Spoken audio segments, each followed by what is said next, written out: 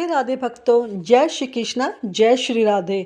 आज मैं आपको माघ मास का 18वां अध्याय सुनाऊंगी। आगे की कथा शुरू करने से पहले मैं आपको एक बहुत ही सुंदर राधा रानी की कथा सुनाती हूँ, जिससे सुनने के बाद मेरा तो ऐसा विश्वास है कि आपके मन में श्री राधा जी के प्रति विश्वास और बढ़ जाएगा। अगर ऐसा हो तो मुझे ज़रूर बताइएगा। एक बार की बात है, श्यामानंद जी वृंदावन जी के बहुत बड़े रसिक संत हुए हैं, जो श्री रसिक मुरारी जी के गुरुदेव भी थे। वे नित्य सेवा कुंज में जहाँ प्रियतम नित्य विहार करते हैं, वहाँ पर झाड़ू लगाया करते थे। झाड़ू को सोहिनी भी कहते हैं। तो वो सोहनी लगाते समय बड़े ध्यान से, बड़े गौर से एक एक लता के नीचे देखा करते थे, कहीं कोई चरण चिन्ह तो नहीं है, क्योंकि कभी कभी कभी उनको प्रियालाल के चरण चिन्हों के दर्शन हो जाते थे, तो वह बड़े भाव में निमग्न हो जाया करते। प्रियालाल के चरणों में जो चिन्ह है वह उन्हें देखकर पहचान लेते थे कि यह तो उनके ही चरण चिन्ह हैं।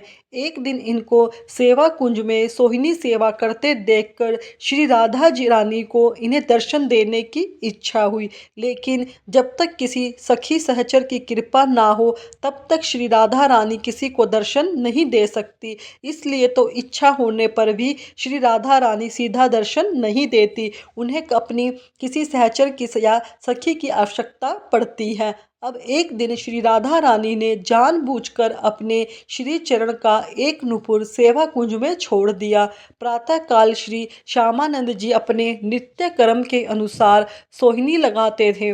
नित्य सेवा के अनुसार वह झाड़ू लगाया करते। सोहिनी लगाते समय उन्होंने आज देखा कि एक बड़ा ही कीमती अद्भुत नूपुर वहाँ पर था। उसे देखकर उन्हें तो आनंद मिल रहा था। उन्होंने सोचा कि शायद किसी नवविवाहिता वधू का होगा। फिर सोचने लगे कि अगर वह ढूंढने आएगी तो उसे दे देंगे।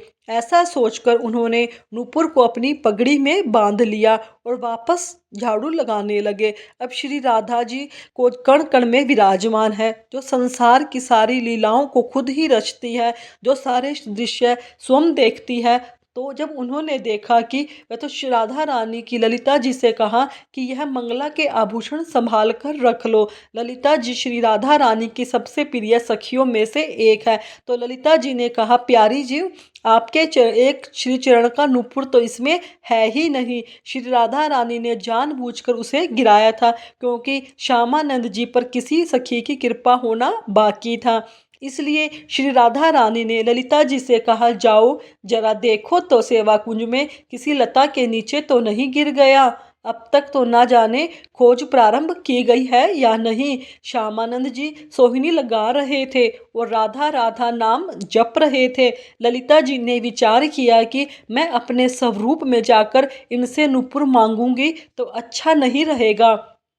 इसलिए वह एक साधारण वेश में गई और कहने लगी, बाबा बाबा, सोहिनी लगाते हुए आपको कोई नूपुर तो नहीं मिला? अगर मिला तो मुझे दे दीजिए। ललिता जी साधारण वेश में गई थी। उन्हें देखकर श्यामानंद जी बोले, नूपुर तुम्हारा तो नहीं हो सकता।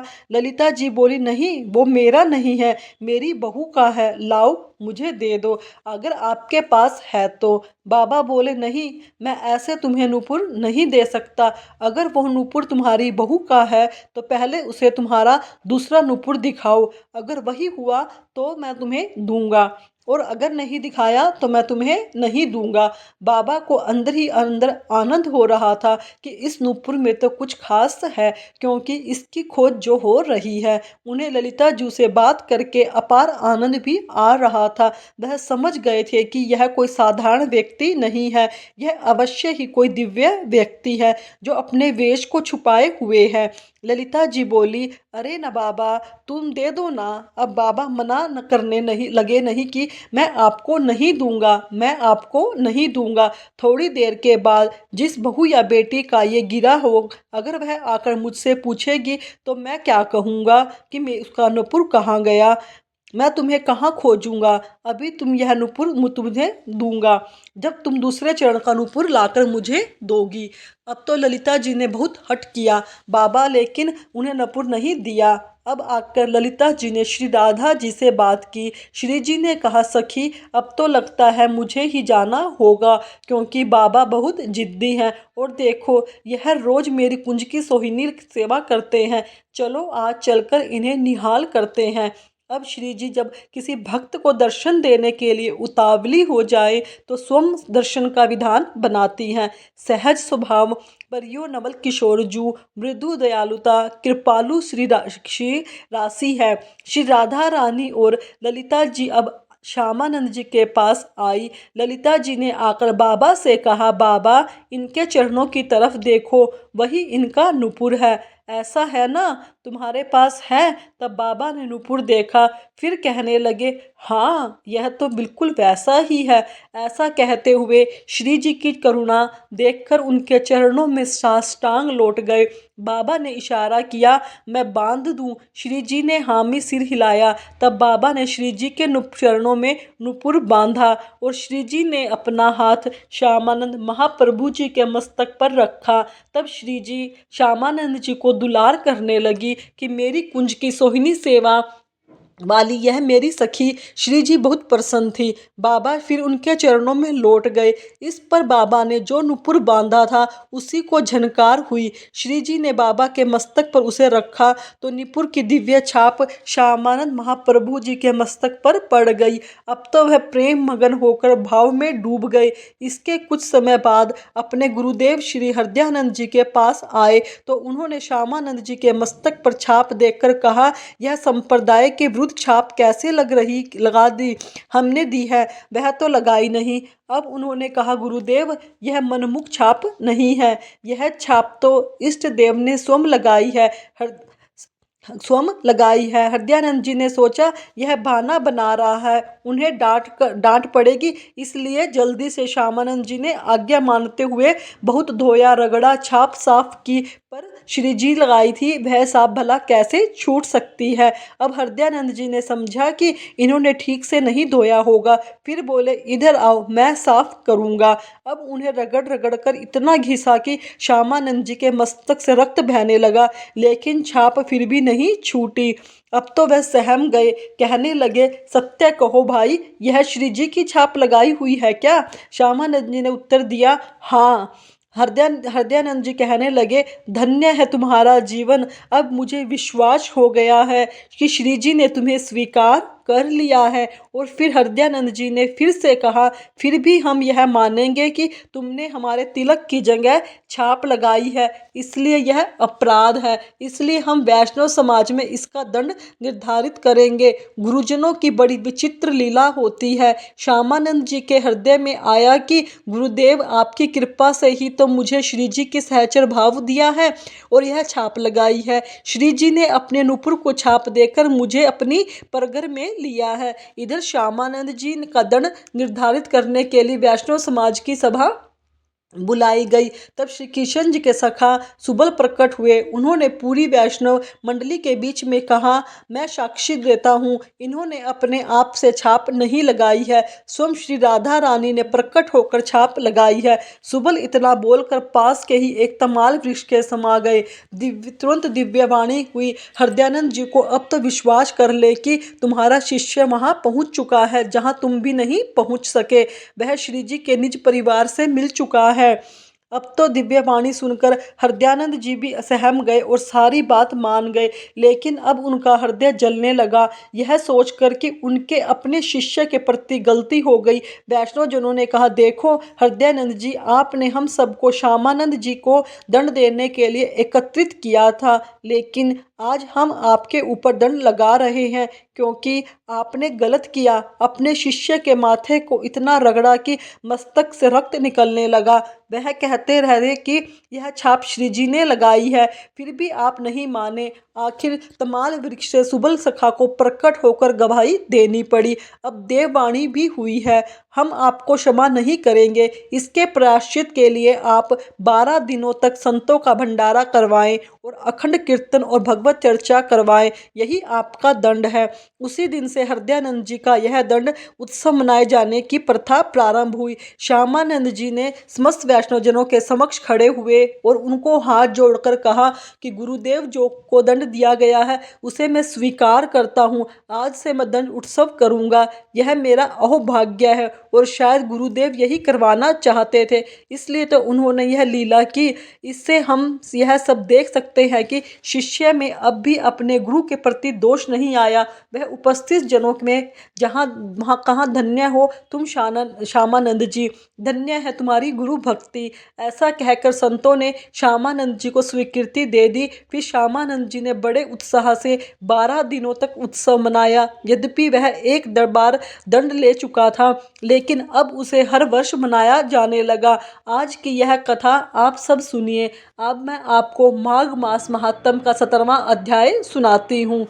कल हमने माघ मास महात्म अध्याय 17 में राजा चित्र की कथा को सुना, जो विष्णु भक्त निंदा और द्वेष करने के कारण 21 युगों तक नरकों में भटकते हुए फिर पिशाच बने और ब्राह्मण देवदूती से मिले। अब आगे की कथा का श्रवण करेंगे। इतनी कथा कहने के बाद लोमेश ऋषि बोले, देवदत्ती ब्राह्मण के सद्भावना युक्त विचार सुनकर वो पिशाच रूपी राजा चित्र ने रोना बंद करके विनीत भाव से बोला, हे द्विज, मेरे किसी बहुत पुण्य के से मुझको आपके दर्शन हुए हैं। बिना पुण्य साधु की संगति नहीं मिलती। फिर उस पिशाच ने देवदूती मुनि को पहले जन्म का वृत्तांत सुनाया, कैसे उसने भगवान विष्णु से द्वेष किया, कैसे इसी कारण से उसको इतनी बुराइयां हुई।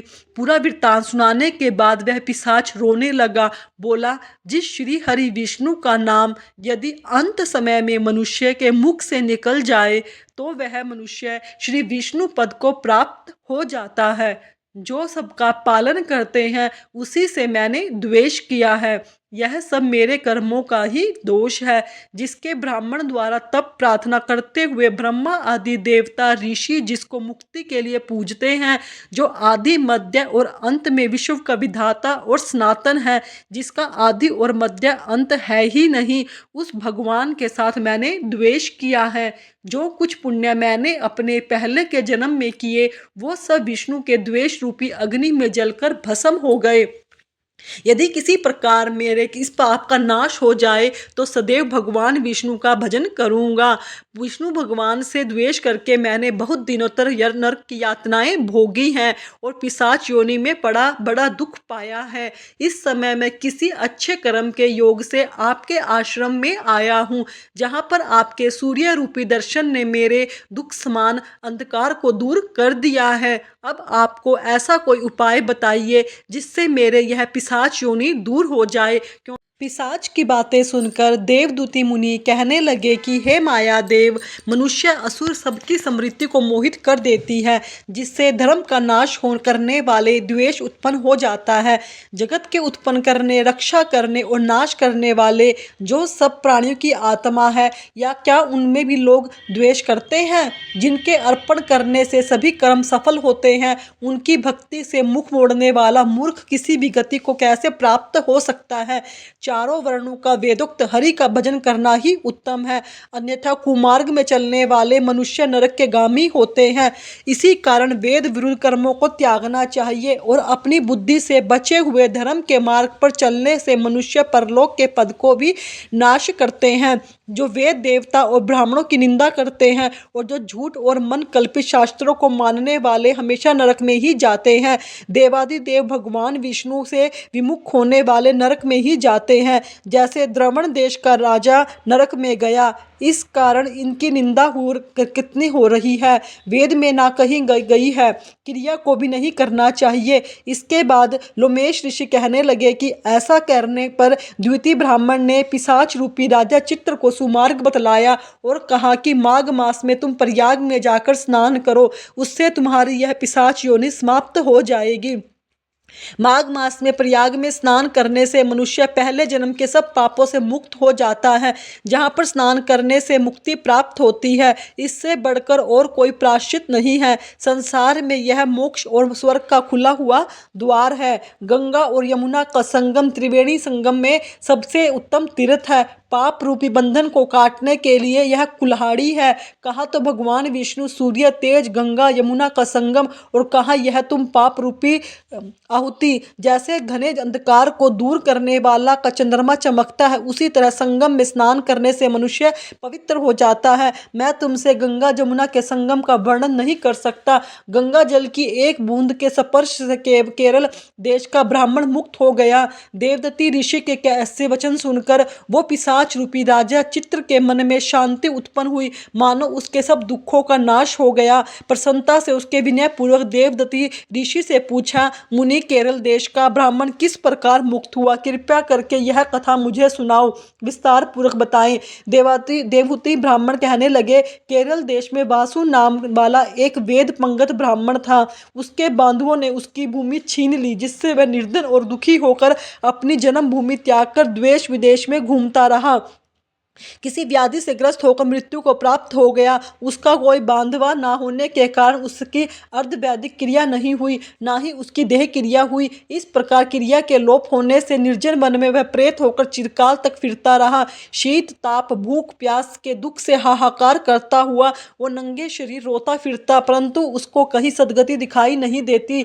सर्वदा दान ना देने से वह अपने कर्म फल को भोगता था। जो लोग अग्नि में आहुति नहीं देते, भगवान का पूजन नहीं करते, आत्म विद्या का अभ्यास नहीं करते, अच्छे तीर्थों से विमुख रहते हैं, जो लोग दुखी लोगों को स्वर्ण वस्त्र तांबूल रतन फल तथा जल नहीं देते तथा छल कपट से जीविका प्राप्त करते वाले, दूसरे तथा स्त्रियों का धन हरने वाले, पाखंडी कुटिल चोर बाल वृद्ध और तथा आतुर और स्त्रियों पर निर्दयता करने वाले, आग लगाने वाले, विष देने वाले, झूठी गवाही देने वालों को मार्ग पर चलने वाले, माता पिता भाई बहन संतान तथा अपनी स्त्री का त्याग करने वाले, जो सब तीर्थों में दान लेते हैं, पालन करने वाले, स्वामी को ही त्याग देते हैं, घोर तथा भूमि के चार वेदों की निंदा करने वाले, वृद्ध द्रोह करने वाले, प्राणियों की हिंसा करने वाले, देवता गुरु की निंदा करने वाले, ये सभी बारंबार प्रेत पिशाच राक्षस तथा बुरी योनियों में जन्म लेते हैं। अंततः बुरे कर्मों से बचकर धर्म के कार्य तथा यज्ञ दान और तप आदि करने चाहिए, क्योंकि कर्म फल अवश्य ही मिलता है। इस प्रकार प्रेत की गति देकर किसी को भी पाप कर्म कदापि नहीं करना चाहिए। माघ मास महात्म अध्याय 18 समाप्त। कल माघ मास महात्म अध्याय 19 के आगे की कथा सुनेंगे। याद रखो, जीवन क्षण भंगुर है, अभी है कल नहीं है। अगली घड़ी का पता नहीं कब क्या हो जाए।